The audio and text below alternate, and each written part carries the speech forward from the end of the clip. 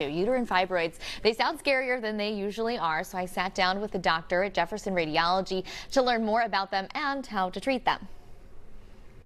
Dr. Martin, July is Uterine Fibroid Awareness Month, and you hear that and it's really daunting for a lot of women in the world. What exactly is a uterine fibroid and what should we be aware of? Uterine fibroids are benign muscular growths in the uterus. They're incredibly common. They're seen in up to 70% of women, but only symptomatic about half the time. We most commonly see them present with symptoms in women's fourth and fifth decades, but they can affect all women of reproductive age. That's incredible. You said 70 to 80% of women? That's right. 70% in the general population. They're disproportionately more common in African American women, where the incidence is more up to 80%. 80% of women, and only half of those women are experiencing symptoms, right? That's right. And what do those symptoms look like? So common symptoms are irregularly long and heavy menstrual periods, which can lead to anemia and fatigue. Large fibroids can cause pelvic pain, pelvic pressure, constipation, urinary symptoms, pain with intercourse. Wow, okay. Well, so it's interesting to hear that we have options for treatment too. There is a non-surgical option that you guys actually have here at Jefferson Radiology. You do on a regular basis. Can you tell us a little bit about that? That's right. So for patients who don't respond to medications alone, which is really the first line treatment, a non-surgical option we offer is uterine fibroid embolization. So this is a minimally invasive procedure done through the blood vessels where we shrink fibroids by restricting their blood supply.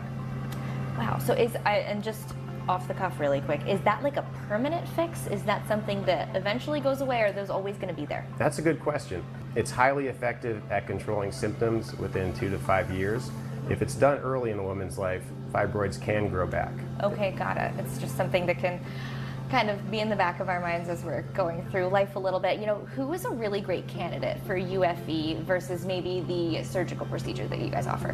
So uterine fibroid embolization is most appropriate for women who wish to avoid a major surgery, wish to preserve their uterus, and prefer a shorter recovery period. It's best for women who don't have immediate reproductive plans, women who have a larger number of fibroids, and women who've had recurrence of fibroids after a previous treatment. How closely are you working with a woman's primary care or gynecologist as far as treatment options? Yeah, so they see them first. They order imaging, usually with an ultrasound and then an MRI, so we can better look at the fibroids. And then they send them to us for consultation. We review the imaging, review the history, and if we need to, communicate back and forth to get any additional tests. Okay, it's great to see, you know, doctors working in tandem like that. You know, if there's somebody out there, we mentioned that 50% of women actually experience symptoms. If I'm a woman watching on the couch right now and I'm thinking, should I check that out? I don't necessarily have symptoms. Is that the right move for her, or is this for somebody that's only experiencing symptoms? Asymptomatic fibroids are just as common and really nothing to worry about for most women. Okay.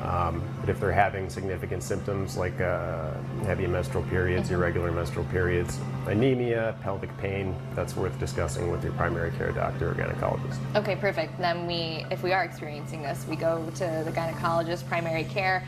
Maybe this is a good option for us. What are our next steps? So next, they'll usually order an ultrasound to confirm the diagnosis of fibroids, and then they'll refer a patient to us. Usually in advance, they'll get a pelvic MRI. If not, we'll order it ourselves. If you're suffering from symptoms that might be related to uterine fibroids, discuss with your primary care doctor or gynecologist to see if uterine fibroid embolization is right for you.